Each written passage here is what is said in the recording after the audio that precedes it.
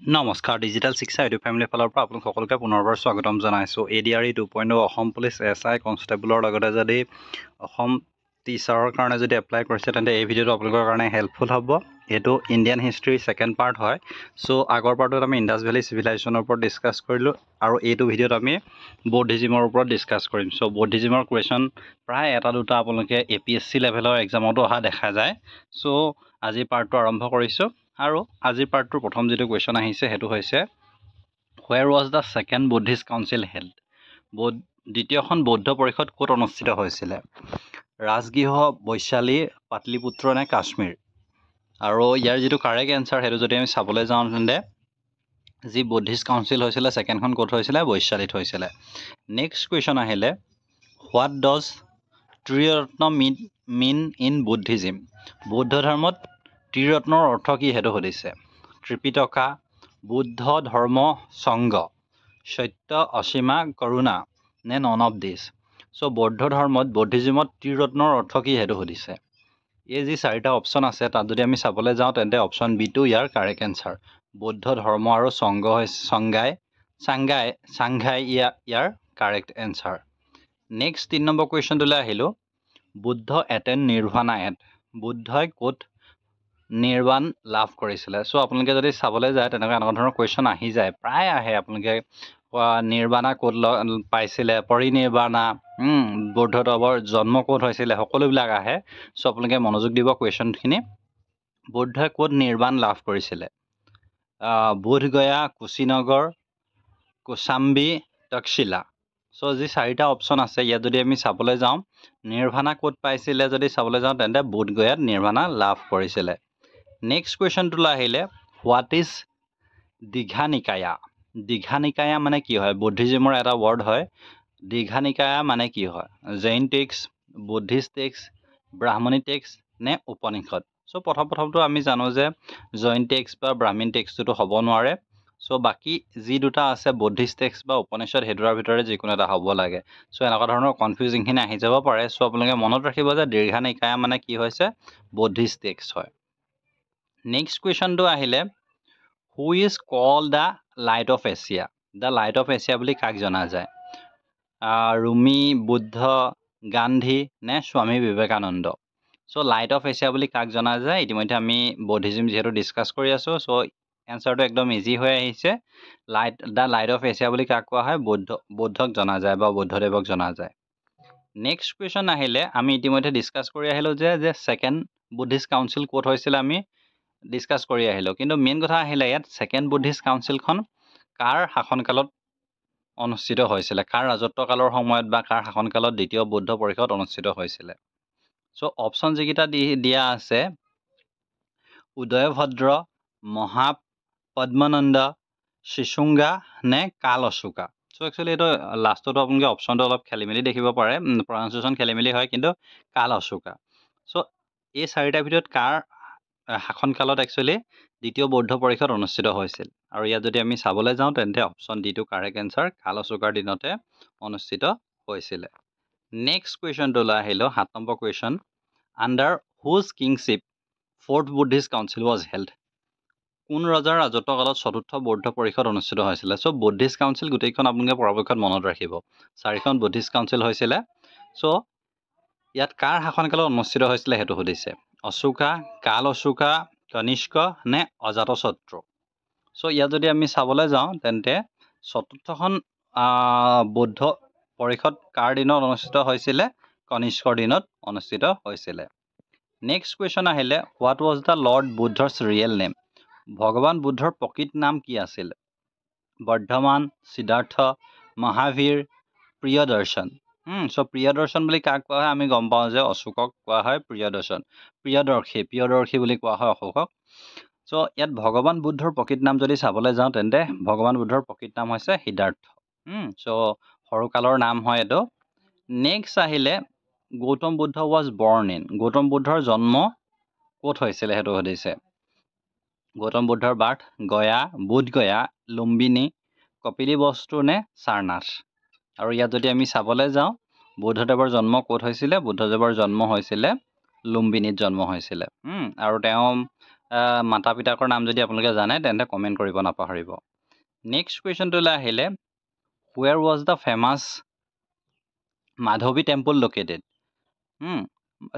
মাবধি temple located বিখ্যাত মাবধি মন্দিৰ ক'ত অৱস্থিত সেইটো সুধিছে কুশীনগৰত অৱস্থিত লুম্বিনীত অৱস্থিত নে বোধগয়াত নে সাৰনাথত এই চাৰিটা অপশ্যনৰ ভিতৰত ক'ত বিখ্যাত মাবধি টেম্পল অৱস্থিত সেইটো সুধিছে আৰু ইয়াত যদি আমি চাবলৈ যাওঁ গোটেই চাৰিটা অপশ্যনৰ ভিতৰত কাৰেক্ট এনচাৰটো হৈছে বোধগয়াত অৱস্থিত নেক্সট কুৱেশ্যনটো আহিলে where did Gautam Buddha attend enlightenment Gautam বুদ্ধই ক'ত জ্ঞান লাভ কৰিছিলে সেইটো কথা সুধিছে অপশ্যন কেইটা দিয়া আছে লুম্বিনী সাৰনাথ কুশীনগৰ নে বোধগয়া আৰু যদি আমি চাবলৈ যাওঁ গোটেই চাৰিটা অপশ্যনৰ ভিতৰত গৌতম বুদ্ধই ক'ত জ্ঞান লাভ কৰিছিলে যদি কয় তেন্তে ইয়াৰ যিটো কাৰেক্ট এনচাৰ সেইটো হৈছে অপশ্যন ডি বোধগয়াত লাভ কৰিছিলে নেক্সট কুৱেশ্যনটোলৈ আহিলোঁ যিটো 12 নম্বৰ কুৱেশ্যন কোন স্থানত গৌতমে জ্ঞান লাভ কৰাৰ পিছত 5 ব্ৰাহ্মণক লগ পাইছিলে at which place did Gautam Buddha meet the 5 Brahmins after achieving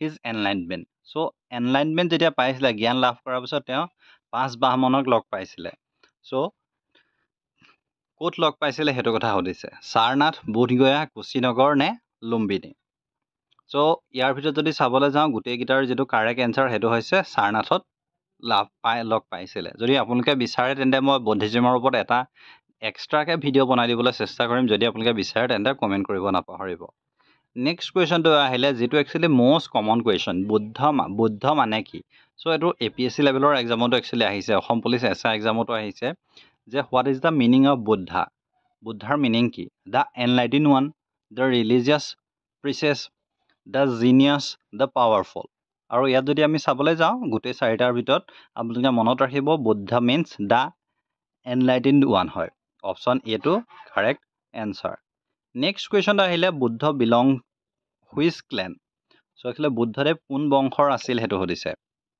ইয়াত যদি আমি চাবলৈ যাওঁ ময়ূৰ শক্য কুৰু গণতীৰ্থকা চ' ইয়াত যদি চাবলৈ যাওঁ বুদ্ধদেৱ কোনটো বংশৰ আছিলে ইয়াৰ যিটো কাৰেক্ট এনচাৰ সেইটো হৈছে অপশ্যন চি শাক্য বংশৰ আছিলে শক্য বংশৰ বুলি কোৱা হয় নেক্সট কুৱেশ্যনটোলৈ আহিলে নেক্সট কুৱেশ্যন যদি চাই bull in Buddhism is associated with which event of Buddha's life বৌদ্ধ ধৰ্মত বুদ্ধৰ জীৱনৰ কোনটো পৰিঘটনাৰ লগত জড়িত সেইটো সুধিছে ইয়াত আপোনালোকে মন কৰিব যে কোনটো কথা কৈছে বুল BULL বুল বাৰ্থ গ্ৰেট ডিপ্ৰেছাৰ এনলাইটমেণ্ট নে মহাপৰিনিৰ্বাণা চ' এই যি চাৰিটা অপশ্যন আছে তাৰ ভিতৰত কোনটোৰ লগত জড়িত সেইটো সুধিছে আৰু যদি আমি চাবলৈ যাওঁ তেন্তে ইয়াৰ যিটো কাৰেক্ট এনচাৰ সেইটো বাৰ্থৰ লগত জড়িত বুদ্ধদেৱৰ জন্মৰ লগত জড়িত নেক্সট কুৱেশ্যনটোলৈ আহিলে বুদ্ধা গেভ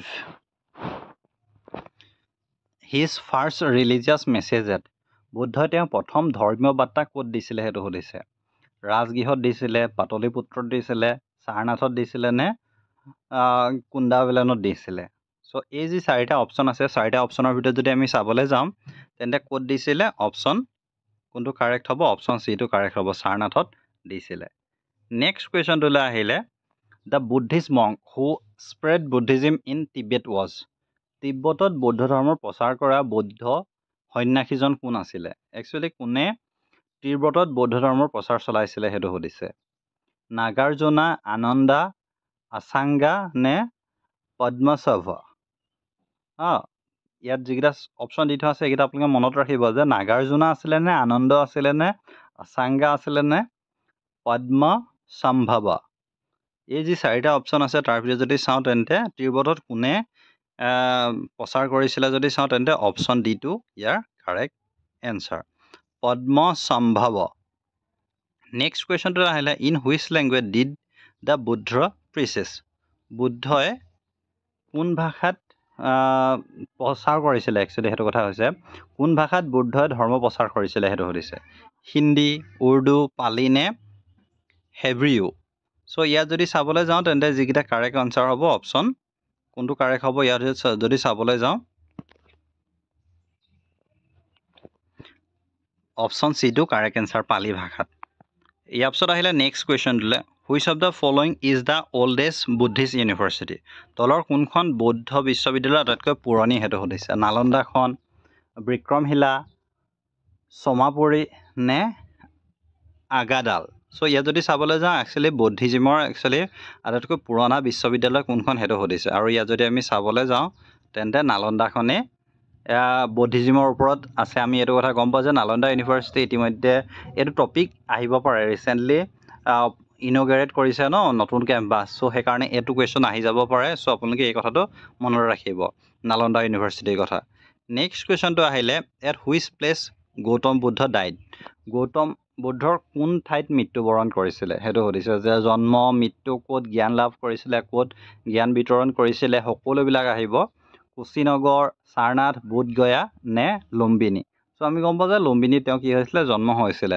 চ' বাকী তেওঁ গৌতম বুদ্ধৰ ক'ত মৃত্যুবৰণ কৰিছিলে, কুশীনগৰত। অপশ্যন এটো কাৰেক্ট এনচাৰ। চ' বৌদ্ধিজিমৰ ওপৰত এইকেইটা কুৱেশ্যনে আছিলে, গোটেইকেইটা ইম্পৰ্টেণ্ট কুৱেশ্যনে হয়। চ' যদি আপোনালোকে চেনেলটো নতুনকৈ ভিজিট কৰিছে, ছাবস্ক্ৰাইব কৰিব, ভিডিঅ'টো ভাল পালে লাইক কৰিব, শ্বেয়াৰ কৰিব, লগৰ সকলোকে জনাই দিব। চ' ইমানেই আছিলে, ধন্যবাদ।